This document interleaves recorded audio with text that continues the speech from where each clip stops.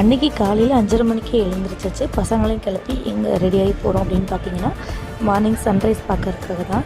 இது வந்து என்னோடய ரொம்ப நாள் ஆசை, மார்னிங் டயத்தில் பீச் பக்கம் போகணும் அப்படின்னு. பட் வந்து ரொம்ப நாளைக்கு அப்புறம் இன்றைக்கி தான் நிறைவேறியிருக்கு. ஸோ ஹஸ்பண்ட், நான், என்னோடய பசங்க எல்லோரும் சேர்ந்து தான் போயிருந்தோம். ஆனால் என்ன, நாங்கள் போகிறதுக்குள்ளே சன் தான் கொஞ்சம் மேலே வந்துட்டான். ஸோ அதுக்கப்புறம் அவனையும் பார்த்துட்டு அதுக்கப்புறம் அங்கேயே நின்று கொஞ்சம் வீடியோஸ் ஃபோட்டோஸ்லாம் எடுத்தோம். இந்த இடம் பார்க்கவே ரொம்ப சூப்பராக இருந்துச்சு.